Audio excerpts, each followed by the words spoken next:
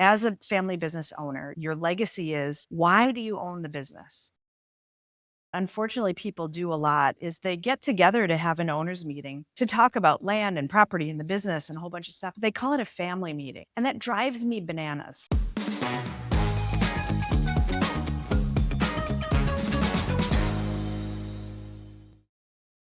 Thanks for joining us on the Better Business, Better Life podcast. I'm your host, Debra Chantry-Taylor, and I'm passionate about helping entrepreneurs to lead their ideal lives by creating better businesses. Because as I always say, life is too bloody short.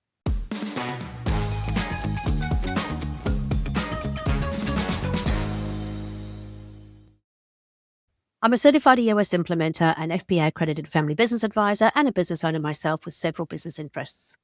I work with established business owners and their leadership teams to help them live their ideal entrepreneurial life using EOS, the Entrepreneurial Operating System. I use this podcast to share practical tips and tools about how to use EOS in your business and your life to get more of what you want. Today's show is the second in a two-part family business special with my special guest, Sara B. Today's guest has got a name that is a whole sentence. She's an expert EOS implementer, and she's the former director of an international family business center. Sara and I share the same passion for helping second generation and beyond family businesses to succeed. In part one, we shared how to balance family dynamics and business using the EOS tools and the three-circle family business model from Harvard. And in this part two, we're going to talk about how to overcome succession planning challenges using the Harvard three-circle family business model and EOS, the Entrepreneurial Operating System. Sara B. is an expert EOS implementer focused on multi-generational family businesses. Sara, welcome back to the show. It feels like only minutes ago we were talking to each other. It's so great to see you again.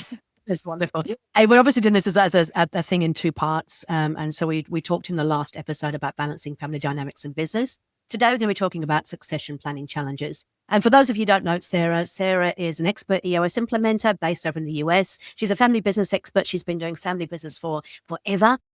And I have been one of her girl fans for a long, long time because I just love the work that she does. It ties in very naturally with the work that I do myself. So again, welcome to the show, Sara.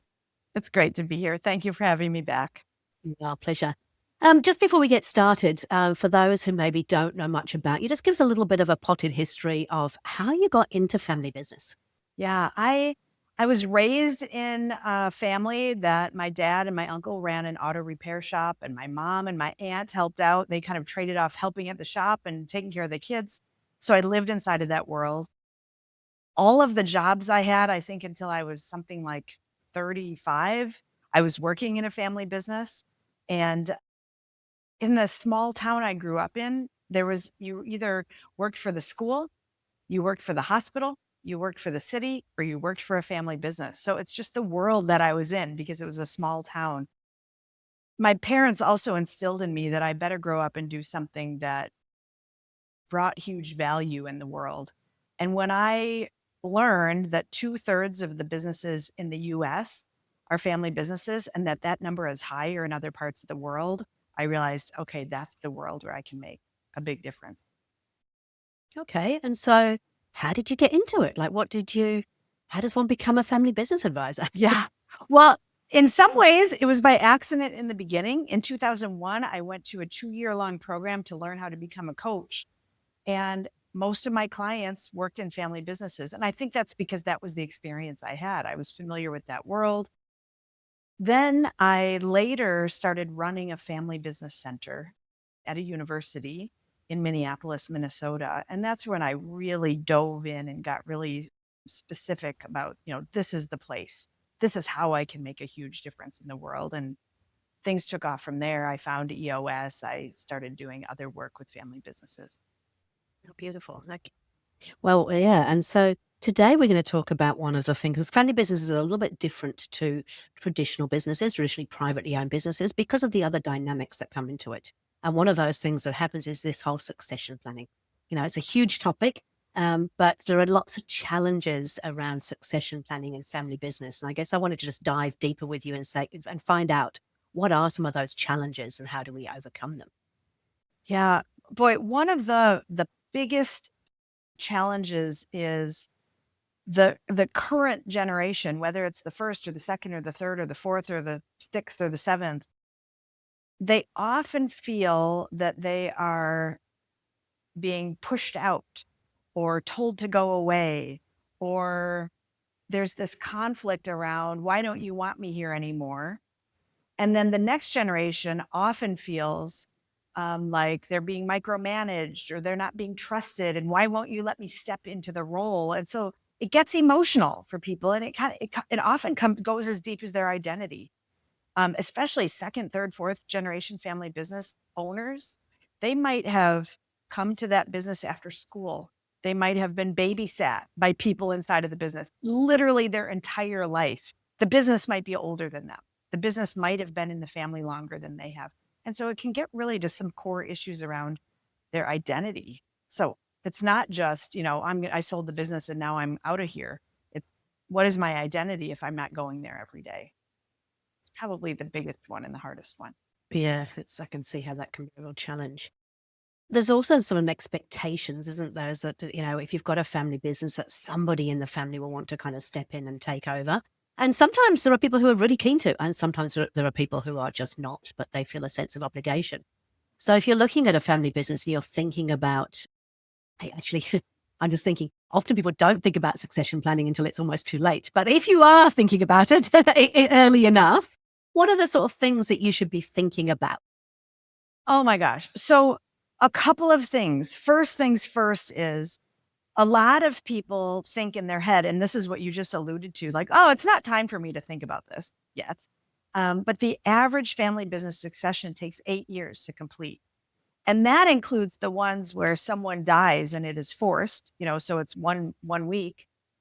And then the other ones where they plan for 20 years, so if you think about 8 years as an average, it's quite a bit of an average. So I like to say, if you think about your own age and the age of the next generation people, and then add 10 years, if your age starts to get to be 65, 70 or older, it's time to start planning, right? The other thing I like to say is if your next generation is 3, it's still time to start planning, because having a conversation with a 13-year-old about their interest or abilities in the family business is actually quite fruitful. And it's better to have that conversation with a 13-year-old than a 23-year-old or a 33-year-old. So in essence, I'm saying it's always time to start planning. So that's step one, is always be planning for succession. The second one is what I think is the hardest question to answer and the most important is, what do you want? Why would you keep owning it? And I call that, when I talk about that, I say that's the definition of what your legacy is. And to me, that's two things. As a family business owner, your legacy is, why do you own the business?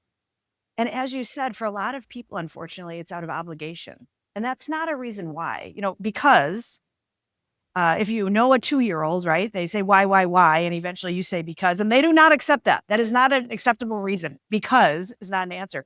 Why do you want to own it? What is it about owning this business? And if you absolutely can't come with an answer to that, that should tell you something. So that's the first one. Why do you own it?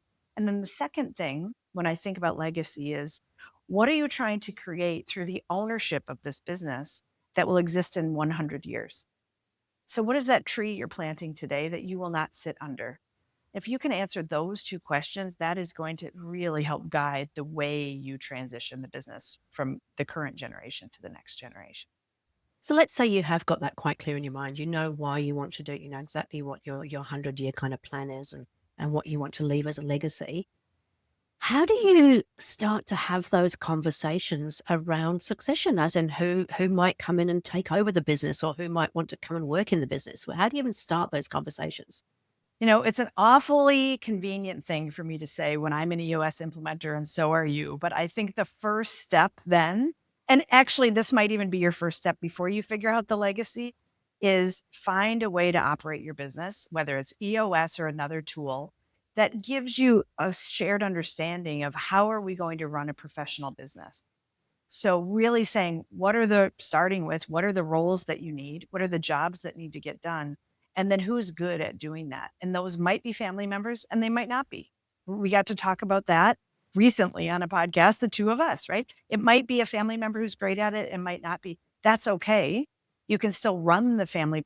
Sorry, you can still own the family business without having people running it. So get your business organized, get an operating system in there so that the business is really well organized so that you can get the right people in there. That's the first one. And then the second one is, and it's kind of tied for first, is start having owners meetings. Most privately held companies, at least the ones I know, don't have owners meetings. They have lots of in the business, run the business meetings. But even if they go and sit down and say, we're going to have an owners meeting, they sit down and say, well, now what? What's the difference between being an owner and running the business? And there's a huge difference. So start having those meetings where you're talking about big picture things like, what is our legacy? How much money are we wanting from this business? How much time do we want to get back from owning this business? Why do we own it? What are we trying to create here? Ask those big questions and answer those big questions as owners. Yeah, that makes perfect sense. And I think you're right. The owners' meetings don't happen because I think sometimes people think that's like a board meeting and they don't want to have a formal board meeting. And it is like a board meeting, but it's a different type of board meeting because it really is about the ownership of the assets of the family, whether it be the business, whether it be the buildings and things that belong there, the land that the business is on. There's a whole range of things that ownership kind of actually covers. Yes. Yeah. And oh my gosh, there's one thing that unfortunately people do a lot is they get together to have an owners meeting to talk about land and property and the business and a whole bunch of stuff. But they call it a family meeting. And that drives me bananas. And the reason it drives me bananas is inevitably, usually, often in a family business, the next generation grows up and they get married. And then they keep having these meetings, right? These owners meetings, but they call it a family meeting. And then their spouse feels left out because I'm not a part of the family. What? And it causes this tension and this hurt and this unnecessary conflict when if it's an owners meeting, then you're talking about ownership stuff and the owners are in that meeting. At a family meeting, all the family should be there. That's a different conversation. Interesting, though. I just thought about this. So let's imagine, you've got a family business, a significant family business that has a number of assets and whatnot. And let's say it's a son that's kind of has a part of that ownership. Surely his wife is actually also an owner, or are we saying that they're not? I'm wondering how we define what ownership really is. That's so interesting. That is a much debated thing, right? So you have a next generation owner. Is their spouse or is their partner an owner? And in some family businesses, that person is an owner. In other family businesses, that person is not an owner. I actually argue that it makes sense to have that person there because they are certainly, if they're a parent, they are the parent of a next generation owner.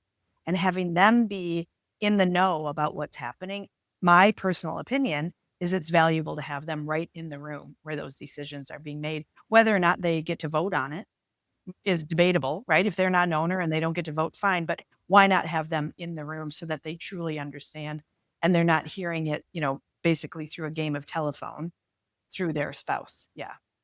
And I think that actually makes perfect sense. And I think that because it's all about communication, right? The more communication you have, the more people on the same page, the better things will kind of pan out. I want to go into a real life example at the moment that I'm working through with a family business where dad and mum started the business many, many, many years ago. Just that the two of them together started it from scratch. They now employ over 600 staff all throughout Australia. And the parents are now in their late 70s. But they're still working in the business. But they know that they want to get out. And the reason they want to get out is because they want a bit more time, a bit more freedom to do the things they want to do. But they also want to take some money from the business. They want to realize some money and actually use it to enjoy their retirement. But the challenge is that they are 100% or just about, let's call it 100% owners of the business. And so in order for them to realize anything from the business, they're going to have to sell part of the business to bring some cash out of it. And in the meantime, there's a second generation of sons and daughters. Some who are interested in working in the business, some who aren't interested in working in the business, and some who I think are only really interested because it is a way to create money as opposed to being really passionate about the business. So how do you start to even have these conversations? And I'm sure you must sense a lot where it's been left such a long time now that it's almost become a matter of urgency as opposed to having been planned for years in advance. Yeah. Oh my gosh. So a couple things. I think a really important thing is to figure out, is there value in the business? Unfortunately, a lot of first generation owners, like this example, they have adult children. I'm guessing their children are in their 40s. They're real adults, right? And no one has looked and said, well, what is the value of this business? Is there a value? If we were to sell it, in the open market, would there be a value or not? So that's the first question is there real value here? Are we talking about real money? If the answer to that is yes, then I like to think about what I call an ownership philosophy. And it's as owners, and this would be in this case, mom and dad, what is our philosophy around ownership? Do you have to care about the business? Do you have to have the last name? Do you have to be our child? Do you have to work there, right? What is our philosophy? What is our philosophy about working in the business? What do we want from it? What kind of time and money do we want from it? And then what are we willing to put into the business? And so I think just answering that philosophically is really important. I worked with a mom and dad in a similar situation to this client that you're talking about. They were closer to their 60s, but their kids were adults and they had 4 kids and they're trying to figure out what to do. And actually, the step before the philosophy that I like to help people understand is, what are the guiding principles that we've used to make decisions over the years? And most people have had some guides, they just didn't have them written down. So I worked with the mom and dad to get clear on that. And they landed on some really cool stuff. Like, they were always motivated to create freedom for themselves and their family. They really valued creating something from nothing. And they truly had. Both the mom and the dad had come from very poor families. And now here they were running a really successful business. So that was important to them to learn to create things from nothing. And there were a couple of other things. Once they created those guiding principles, they used that to decide their ownership philosophy. And what they realized is their original plan was to just gift the business. This is different than your client. My client could actually afford to just give the business. But they realized, even though they could give it away, that was not aligned with their guiding principles. What was aligned was their children buying it and their children having to go out and get the money and talk to a bank and figure out how to actually purchase this business as if they were purchasing it from someone else. And they had financial people telling them they were dumb, that they shouldn't do that, right? But it was actually more aligned with their values to do it that way, even though financially, I don't understand why there were reasons that way. So I don't know if I'm answering your question. Gosh, I hope I am. No, you are, because what you're making people think about, hopefully the listeners are thinking about, is like, what is your guiding principles? What are your philosophies and how does that work? And I think that, I think when I think about my client particularly, at the end of the day, it's up to the mum and dad what they want to do. It is their business. They own it. They absolutely get to decide what they want to do. But what it's forced us to do is have conversations about who is genuinely interested. What could that look like if they wanted to sort of purchase part of it? What roles do they potentially want to play in the business? And they did go out and get an external valuation, so they know that there's definitely value in the business, and they've got a potential buyer as well. And I think what it's done is it's a little bit too late, but it's forced them to start thinking about these things and go, what does it actually look like in the future? And how do we make sure that we get what we want and need, but at the same time, we're also leaving a legacy for our family if they want to. I mean, interestingly, one of the siblings wants absolutely nothing to do with it. She's like, I'm not interested. I'm financially secure. I have my own family. I'm not interested in it in any way, shape, or form. I just want mum and dad to be happy. And that's beautiful, because that makes it very easy from that perspective. And then we've got the other two siblings who've got different views about, what they think about the business and what they think about mum and dad. So I think you're right. It's about just going back to real basics and saying, well, what is it we actually really want and how do we operate? How has the family always operated? What is it we want to create for the future? How can we do that? And having the discussions openly about what each person actually wants. And I actually gave them some of the questions from your book and said, look, go away and think about these. Think about that from a personal perspective. Think about it from a family perspective. Think about it from a business perspective.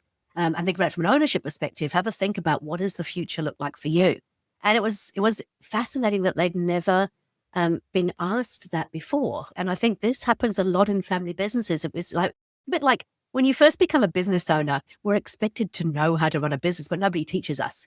In a family business, we're expected to know how a family business operates, but who's You teaching don't you? know. Yeah. Yeah. No, yeah. Who's doing that? Well, luckily, hopefully you are. I mean, obviously you are, and hopefully I am, is what I was meaning to say there. I'm loving this story. I know of a family business. They had 4 children, and the advice they were given was to put the business in a trust and their 4 homes in a trust and their art collection in a trust and have their children own it together. That was, I guess, the financially smart way to do it. And then we sat down and started talking, and 2 of their kids didn't particularly get along. And those were the 2 middle kids, and the oldest and the youngest were almost 20 years apart, so they were very different. Like, they'd kind of grown up in 2 different families, so they didn't have a lot of in common. And so we started talking about, what is all this governance they're gonna have to set up so their 4 children can share these properties in this business. I finally said, "Why? What do you really want your children to have to manage all this together?" And they said, "No, they just told us that was the financial thing." I said, "Well, that doesn't mean you have to do it." So then they said, "Okay, what is the business worth and what are the properties worth and what is the value?" And then they said, "What would be an equal distribution? And then who wants these things?" And then in the end, nobody really wanted the business anyway, right? So, but it was going to be that the 4 kids were going to have to run this business together. Think of what a nightmare. What a nightmare. Instead, they sold the business for an amazingly beautiful amount of money, and they divided that up in 4 and they sold their properties, and it was just much more simple. So much more simple. That's really interesting because one of the things we've been talking about with this family, particularly, is like, unless somebody is really, really keen to continue to run that business and wants to take, ownership of it and whatever, the other option is to sell it because you can sell it and you can actually realize money, which still provides a legacy for the family going forward. And you can then sometimes investing that money in something else other than a business can provide the same rate of return or better rate of return. It's not it's not always that you have to keep the business in the family for it to We benefit the would talk family. about this all day. I know a family business. They nobody in the next generation was excited to run the business. They didn't have the leadership skills to do it, and they decided that since they didn't have that, it didn't make sense to own it. They're selling the business, and they're going to create a foundation. They're excited to give away money together. That's something that the next generation thought they would be good at doing together. And that's beautiful. And the owning generation is thrilled that their legacy will continue and that their kids will have a project they're working on together. But it's not going to be this business where they're having to figure out how to pay nearly 100 people and have all of that stress. Instead, they get the joy of figuring out and fighting about, do we give money to the earth or to the animals? That will be their new conflict. Isn't that beautiful? I love it. I love it. And I think you've highlighted a really important point here too. It's like we need to get financial and legal advice when the time is right. But I think sometimes we put the horse before the cart. And so we go, then we get the financial and legal advice, which is very much driven around what's the right thing to do and what will get us the best rate of return or what is the best legal way to kind of protect ourselves. But if you don't actually know what you're wanting to achieve, then it's probably the wrong answer. And it's, it's that whole Alice in Wonderland thing. And if you don't know where you're going, any road will get you there. Yeah. So I think that my advice is always, come and have a session with somebody like yourself or myself who can actually help you get really clear on those things. And then once you've nutted all of that out and you've worked out what that looks like and you've worked out what the business looks like, then you can go and get the legal and the financial advice to make the most of it. Absolutely. You know what is so beautiful about what you just said is you accidentally said, sometimes we put the horse before the cart, which is Okay. actually the way you Yes, want it. I'm around. The cart And before I, the I horse. I love think it. that it's so beautiful that you put it that way, because I think a lot of people would argue that if you're saving money on the taxes, or right, that you are putting the horse before the cart, right? That is the right order. So I love that error that you made there. And Horse in the I brook. like, yeah, it's perfect. I'm sorry to point it out, but I know your listeners would anyway. And so here we go. Now it's all tied up and they get to see you be so humble and gracious about that. So, but here's what I think is so great. Or a thing that I like to say to people is, maybe you're going to save money on taxes now, but how many dollars in legal fees will the next generation pay to have to undo this or to have to fight with each other? And is that worth it? So know what you want and then take that to your legal folks and your financial folks and let them build the world that you want to have, Yeah. for your next generation. Perfect. Love it. Yeah. Okay, so we've talked a little bit about succession planning and, what happens. We have to, first of all, understand what we want for the future, for the legacy of the family business and whatnot. What about when we can't get agreement? I'm sure you must have seen that. How do we work through that? Yeah, that is a bummer, first of all. And, movies and TV might like to make it look like agreement never happens, which is not true. Agreement mostly happens. I'm sure you see over and over and over agreement happen. That isn't somebody has sacrificed themselves, but it's that they've truly come to agreement. In that case, I lean heavily on professionals who do things that I'm not trained to do. So it's either people who are really good at mediation or people who are really good at therapy or counseling or psychologists who help get people in the room and figure out what they want to do.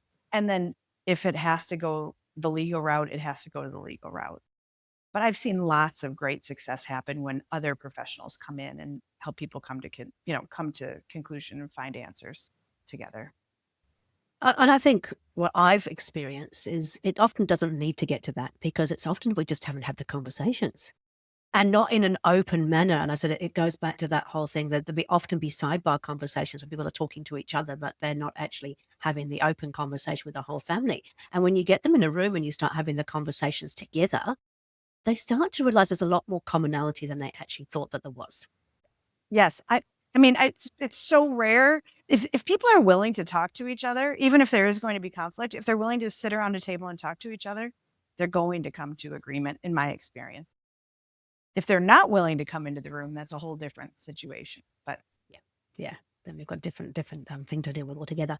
So I guess what we're saying is, it's great to be really clear about those three circles, the ownership, the family, and the business. Be really clear about what each role you play within those, and then be really clear about what your ultimate end goal is as a family business in terms of what the legacy you want to leave. And then you can start to develop the guidelines, the principles, all those things around it.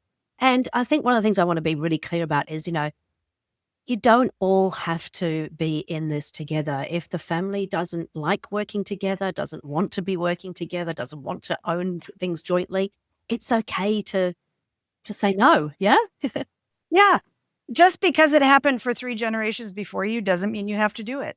Just because your parents want you to or your grandparents want you to doesn't mean you have to do it. And what I see happen a lot is one generation thinks the next generation wants it.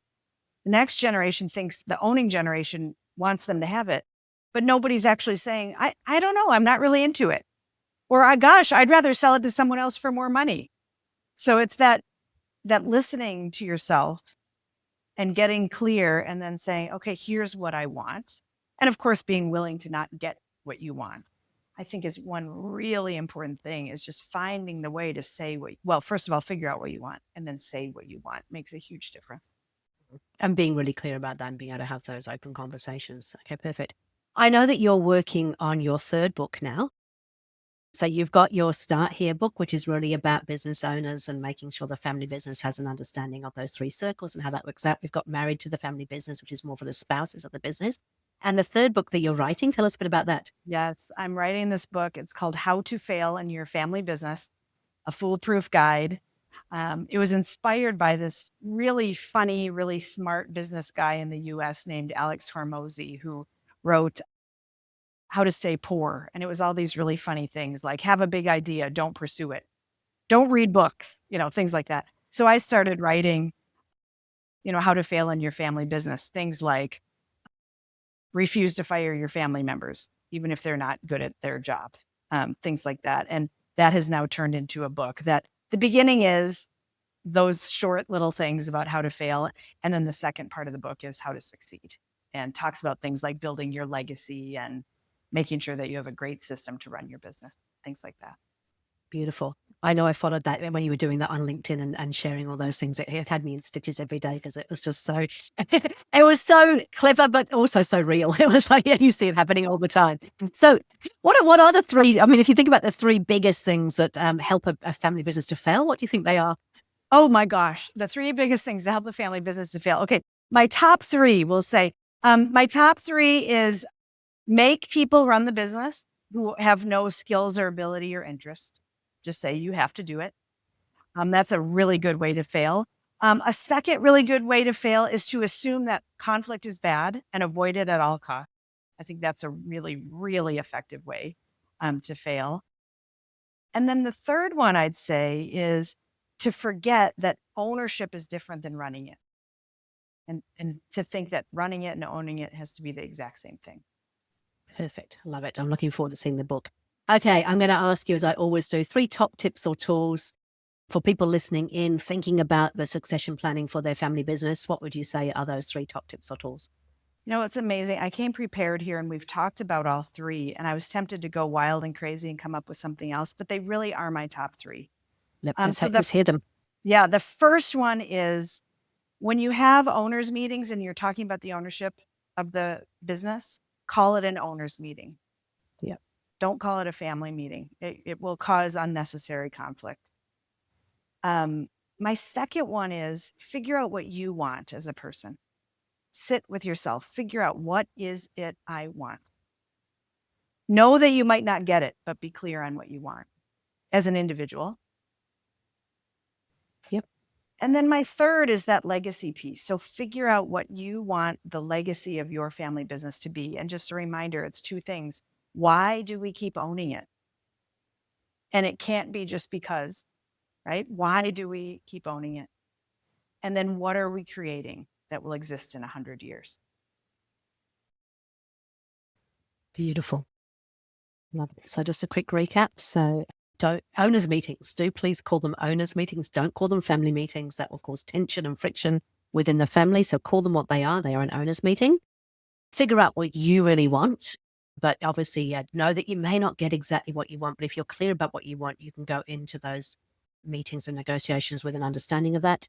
And then the family legacy. So why do we actually keep owning the business, and what are we creating that will exist in 100 years? Yes. Love it. Really, really great questions to be asking ourselves. Hey, Sarah, as always, it's been an absolute pleasure to talk with you. Thank you so much for your so glad we time. got to hang out today. Thank you for having Yeah, me same back. here. No, thank you. And we'll look forward. I'm sure we'll see you back again, but thank you in the meantime. Oh, have a great day. Thank you. Thank you.